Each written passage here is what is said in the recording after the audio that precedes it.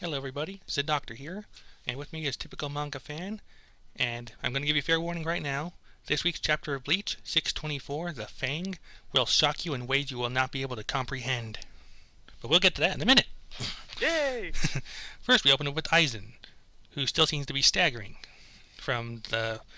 Well, what letter was he again? U? You. Okay. I know his name starts with N, so it keeps throwing me off. No, not Nazaku or something like that? Na. Yeah. Batman. Anyway, yeah. So like I said, Aizen's still reeling from that apparently, which if I remember, right, is surprising Kyoraku's like.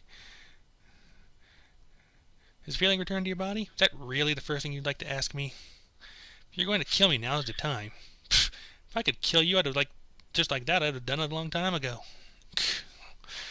I forgot. Why do they need Aizen again? Because it's supposed to help them fight, right? But if he's in a chair and he's actually weak enough so that Quincy can just paralyze him, is there really any real use? Because he can't. He also can't go. He has very short range. So as long as people stay away from him, it's not like he can hurt them.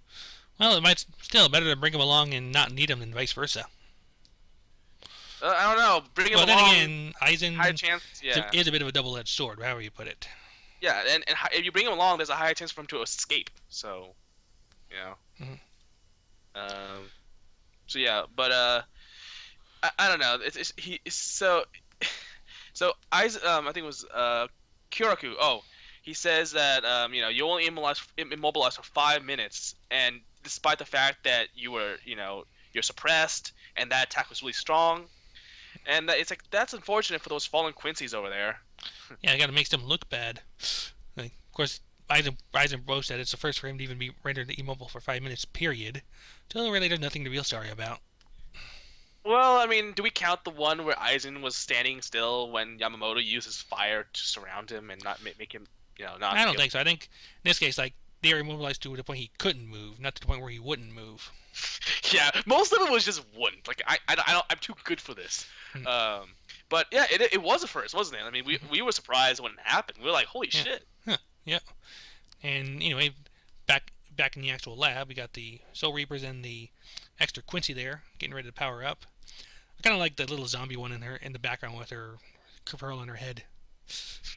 Yeah, it's weird. And I don't know. Are these guys gonna betray them eventually? Because I don't like this. I don't like these people. I don't like the Quincy's. I don't like them. They're not.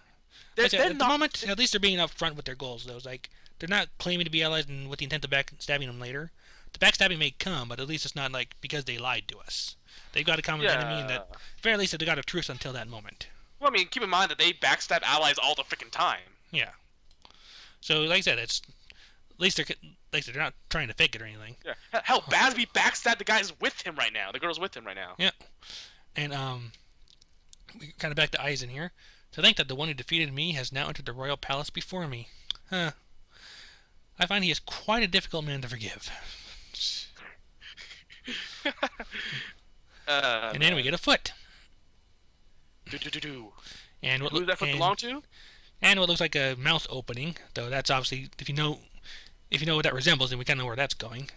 And something I kind of failed to realize until I was reading about it on an Arlong Park thread earlier, right below that. Well, I say that, but really I just skimmed these pages before because there was nothing in them, I thought. But right below the black page with the white mouth outline, you see a little pin with a shape on there similar to it. Yeah. Yeah, that may come into play later if I understood right. Okay. But what do you mean? How do you think so? Well, we'll see here in a moment. Like I said, I haven't had a chance to reread the chapter since I read about that, so I'm gonna wait till we get there and have a chance to see for myself before I point it out. You mean the pin that has the cross mark, the dashes? Yes. Okay, I thought that was. Oh, do you think that's a way for them to get back up using it? Yeah, it was, right? That's what I'm expecting on here at this point. Yeah, I think they did imply that at the end of the chapter, but yeah. And next page, panty shot, or at least what looks like one. Yeah, it's Yoriichi's panty shot. I'm fine with it. Yeah, and she's breaking Ichigo's neck. As we all should, Yes, she's my new favorite character. She should have been your favorite character all along. Yes, you're right. You're right. I'm correcting myself as I think that even though they're thinking I'm realizing. Wait. It looks like she's she like twisted his head and broke it. Yeah, yeah, Reservedly though. yeah. Also, I kind of just noticed like Orihime's like actually healing her while she does this. Oh yeah. She got the little fairy thing right on her arm already. Gosh. Anyway, they're all alive. They're all awake. Yeah. And Ichigo was apparently the only one who lost consciousness. Why? Because he's a wuss. But we all knew that. Yeah. 5 powers my ass. um. And let's see. So he's now we have a flashback to when he got shot by Mr. Sniper. Yeah. And this is weird. I thought that Sniper guy had this ability where he's not really shooting anything. It's more like he's just blowing a hole through everything that it's in his range. But in this one, he actually did shoot like an actual like arrow, and Ichigo was able to stop it and basically destroy the arrow before it penetrated his body. Yeah. And then here goes the most shocking thing I've ever seen in all of recent Bleach. Orihime saves the day. I mean, holy crap, she actually does something useful. Successfully. Yeah. But although, it's not as big as, say, defeating an enemy, because let's face it, Ichigo's so powerful, I bet, that he could probably fall that far and still survive. Yeah. You know? I wouldn't mind that much by itself. I mean, because to be honest, like, for all we make fun of Orihime being useless, I don't really think of her as a combatant. Like, not as a fighter. Yeah, well, I mean, she has all this power, but she's not a fighter at heart. She's not a warrior. She can fight if she has to, but but she has to. Yeah, it's the end of the freaking world. Do it now. I think of it in terms like, say, Nami or Robin, or even to a lesser extent Sakura. Like Nami and Robin, like they aren't frontline fighters, but they are invaluable to their crew for one reason or another. Like Nami is a navigator, Robin is a source of knowledge and information. Why are they all female? Well, in this case, it's a shonen. That's where the uselessness tends to drive. I know, but it's unfortunate. I think. Yeah. Even in One Piece. And like I said, to a lesser extent, Sakura, because while she still tried to be a frontline fighter and that didn't go well, as a healer, she was pretty top notch. Yeah, well, Orihime wins in that regard too. Yeah. Well, yeah. At least Orihime can literally like put an arm back together and resurrect people. Can Sakura do that? No. Orihime wins. Well, that's only because her power is game breaking to begin with. That doesn't matter. Sakura's got what? Sakura can like destroy a whole building with her sheer hands. That's OP too. Yeah. So you can say it balances in that case. I will say this though. Orihime. She's obviously done something, so it was good. Yeah, like she uses her fairies to give them like a platform to ride on. Yeah. Let's see. So yeah. Yoruichi, I guess, is giving them like a way back up. At which point, of all things, Khan appears. Why is he even there? I don't want him to be here. I don't want him to be here at all. Like. And I guess that's why Ichigo lost consciousness, because even he didn't realize how stupid that was. It was stupid. Well, like, and he banged into Orihime's head, which we know is harder than titanium. Yeah. Why don't we use that as a weapon? I will say though, but Orihime is basically the white mage of the group. I don't know. It's just like this is a really weird time for comedy. Like, because honestly, I'm kind of tired of the wait. Like, yeah, I get that Kubo likes making comedy in like the most the random moments, especially in the serious moments. But like, we're at a point where Ichigo's been like falling up and down, up and down. Can we just like get him to kill somebody, please? I don't care if it's even just fodder. Like, just get him to do something. Going to the next page, I'm realizing I may have misread the situation a bit. With Orihime's line right here, like Ichigo's like, it's all Khan's fault, and it's like Orihime's like, me too. I think because I read it on Manga Panda first, like it sounded like Orihime wasn't getting any credit for anything she'd done, but in this case, it's like she's saying it's kind of half my fault that you're unconscious too. Like, sorry, my bad. Yeah. Yeah, I like how he says he's useless, and when he actually does do something, all he does is manage to get in the way. Yeah, exactly. That's Khan. Yeah. Even Kubo's admitting that Khan's useless. Why is he here then? Anyway, so yeah, Ichigo starts beating up a stuffed animal. I don't see. So there he goes. He's killing something. Killing is not. Oh, I won't. He's not finishing the job though. And it's. Did we just spend 3 pages on Khan? That's more than like. I think just 2. Oh, that's still 2. Okay, 2 more than what I wanted. Yeah, 2 more than we really needed. Yeah. I mean, I'm willing to put aside the possibility he might do something later, but Anyway, they start figuring out what to do about a counterattack. By the way, did you notice that when when Yorichi's arm was like cut off and she's bleeding, she just wasn't even like flinching? You kidding me? What the hell with Kuba and limbs? Seriously. Oh, I got an arm Well, cut off. Okay. Sorry, but lose them enough, I think. They don't lose arms. I mean, before Orihime came along, they were able to survive, more damage than a normal human would. Losing an arm is still pretty serious. Anyway, course, so she finished. Oh, you think? Go ahead. I was gonna say, just like she finishes healing Yoruichi, who actually does give her some proper thanks for that. Or Yoruichi's like, we need to get back up there as soon as possible because it's only a matter of time before things start collapsing. Of course, Ichigo points out the obvious problem with that. How do we get all the way back up there? Yeah, it's kind of far. Yeah, and also like yeah, the problem is like even though they could use step platforms with his Ryatsu, chances are they'll get attacked while they're doing that. So it's too risky to go back up and just by sheer force. Are they actually did they fall all the way down? Like I don't think they got all the way down to the very bottom. I don't think not like back down to Soul Society. I don't think so. Where the hell are they? Because I don't even think the thing was visible from. Yeah, exactly. That's exactly why I was thinking. Like, where are they? Yeah, there might be like a little area below that. Wasn't there like maybe like where their palaces were, or maybe like one of the guys' other palaces? Well, yeah. Each of the royal guard got like their own little land. I think they fell into this. But then again, where's the people? Like, what the frick? Where are the people? Were there any people? Like the only people we saw besides the 5 of them were the one guy's sword girls. True.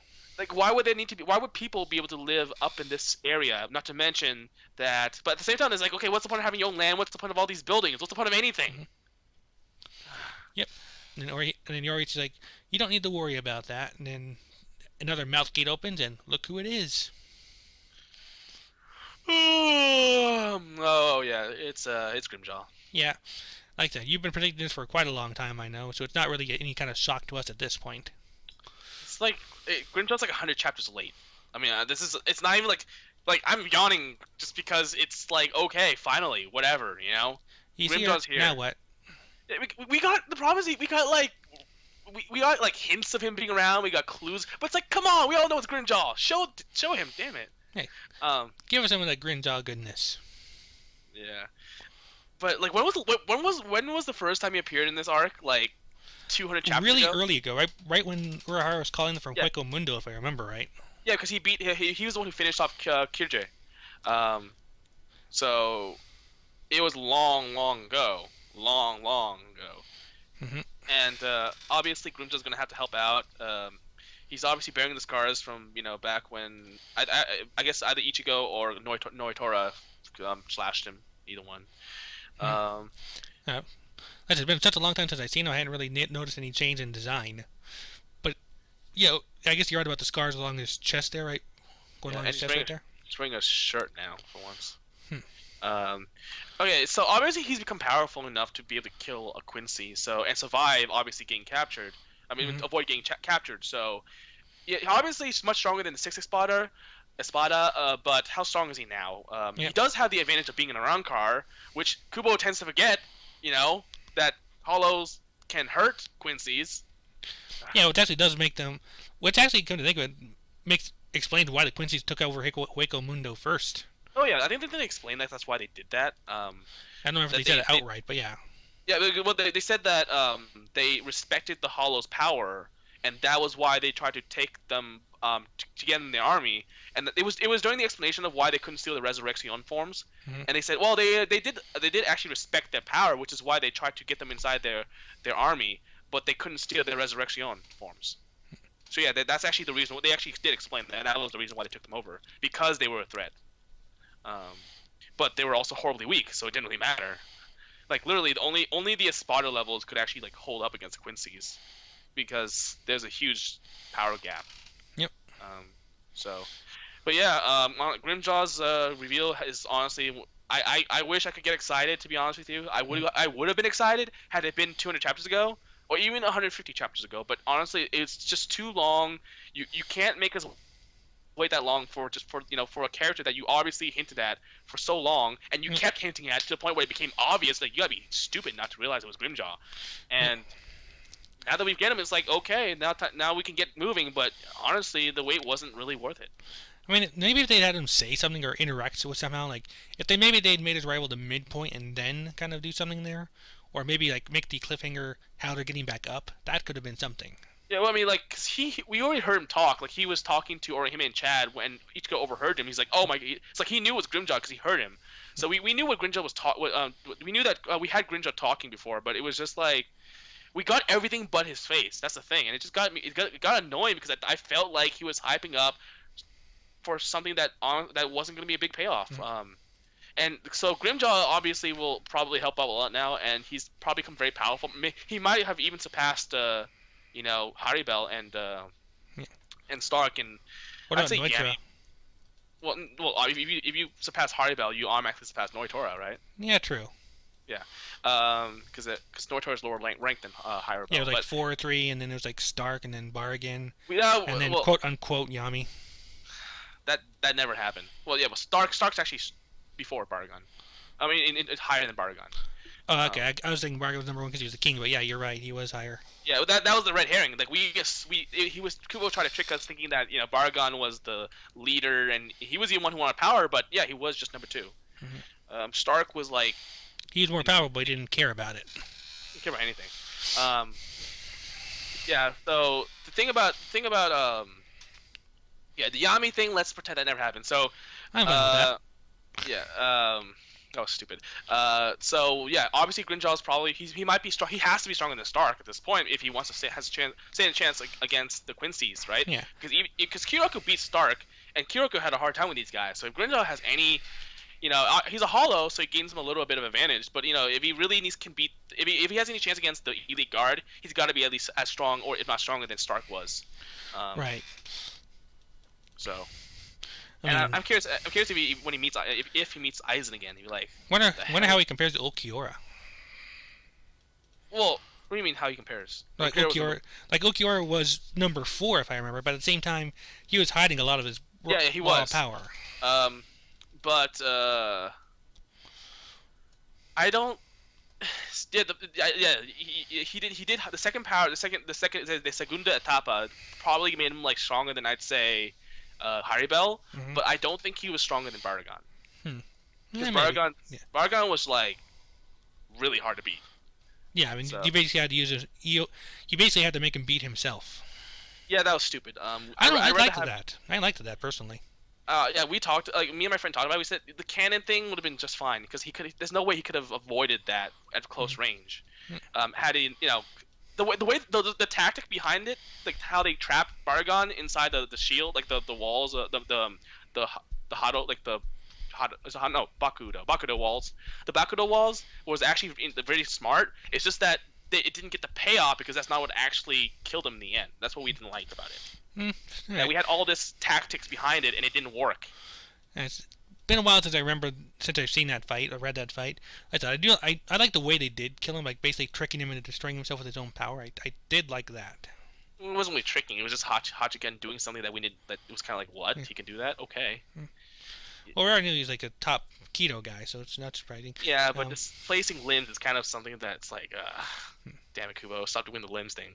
I just thought that, the explosion at close range, there's no way you can age explosions, right? Like that. So, yeah, I just thought it made sense that the explosion should have killed him because you can't really age explosions, so it was kind of a weakness. So, yeah, but whatever. It's Baragon's dead. So, yeah. So not much here in at least not much funny wise in the comments here this time around that I haven't seen at first glance. There's some Grimjaw fan girls and boys. Yeah. There is one thing in Arlong Park that was kind of funny. Like one person posted, like, "I love how Kubo is trying to bring back all the characters people actually liked because he's running out of ideas. It's cute." Of course, my own response to that was, "But isn't he also trying to bring back the Fullbringers?" Yeah. But no one liked the Fullbringers. So. Yeah, well, that's my point. Yeah. Bring back Jiraiya. Someone said bring back Jiraiya. Oh yeah, I saw that one there. Yeah. That's funny. Okay, is there anything else? Let's see here. Okay, Naruto ended its run as the most popular series, but Bleach sales fell so damn far to 14th last year. Oh wow. I knew it dropped. I didn't realize it was like quite that big a drop. Even Japan realized Bleach was shit. Yeah. I mean, this chapter I did think was a better chapter than most, just because there's hints that we might just possibly see some progression sometime soon, maybe. Yeah, But still, yeah. I mean, it is still indicative of his usual kind of style here. Where like he finds some way to drag things out until he can get the moment he wants as the cliffhanger. Yeah. Which in this case was Grimjo's arrival as a two-page spread. Still, like the thing is, though, yeah, he keeps padding out for the big moments, but the big moments, I just think that you could have three big moments in one chapter. Like, I don't want to keep doing this, but One Piece does that. It has three big moments in every chapter. You don't have to save each big moment for the last Yeah. 2 pages. You can make more big moments, or make it so that make it so that maybe there's some big moments that are actually building up to the even bigger moment. Like, just build on it. Build on your success, and Use your just pages. use them, utilize them, make us actually make it I mean, worth I think time we've and said effort, I think we've said as much before, but he could these big moments of his, he can put at least like you were just saying before, but seriously, he could put at least two or so in a chapter if he really like crunched it down a bit. If we try to, but then that would probably shorten the manga, and of course shortening the manga would get him less money. But yeah, because he's always going to maintain those. There's the Bleach fan base that will never go away. And he's depending on them for the money, obviously, and obviously the casuals who kind of just want to finish this. By the way, there's actually a term now for the people who don't like a series anymore, but just are simply watching it because they want to finish it. Yeah. Called purge watching. Purge watching, okay. Yeah. To go along with binge watching. Yeah, purge watching. This is purge reading, so. Yeah. Oh man, but yeah, okay. I think that's it for Bleach this week, right? Yeah, pretty much like I said. It's like we got a big old shock in Orihime doing something beneficial to the party, so that was actually pretty cool. Yeah. Grimjar returns finally. Yep. Most of my emotions, like reactions to this chapter, was finally she done something. Finally, Grimjar's here. Finally we're Khan doing comes something. back. No, that one I could have taken that away.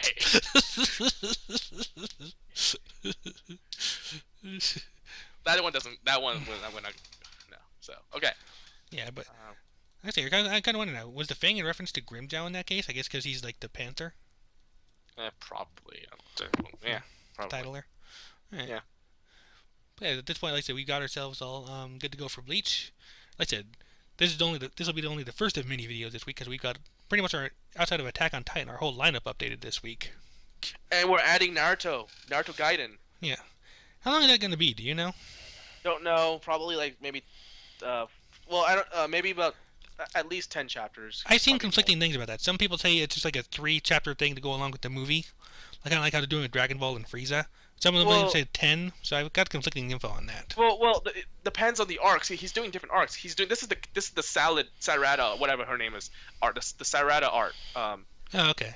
So it's like 3 chapters for her, 3 chapters for someone else. Yeah. There's the Gaara one, and then there's the one where they have to get wedding gifts for Naruto and Hinata's wedding, and then there's the one that's like about Akatsuki. I think that's the one with Gaara too, actually. And there's a few different stories that he's gonna do. So yeah. It's probably 3. There's no way it's gonna be 3. There's no way. There's too many stories. But it's probably 3 for I keep. What's scary? Each time I think of Sarada, whatever her name is, I keep wanting to say Karen. I keep wanting to say it. Were you doing that before or after you read the chapter?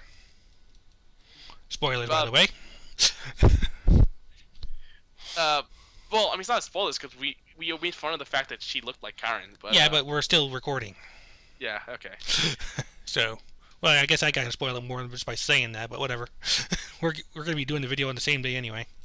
Okay. Anyway, so yeah, yeah. Well, I'm sure they find out. They'll find out by the time they release the video anyway. So, yeah. So it's been one day. So that's been Bleach. Stay tuned for the other videos that we'll be coming about at the same time. We have Inside Mari, 2 chapters about Kame ga Kill, and One Piece, and Naruto. That's a lot. Yeah, we're going to be busy this weekend getting all this recorded. Yeah. Okay. Alright, in the meantime, take us away.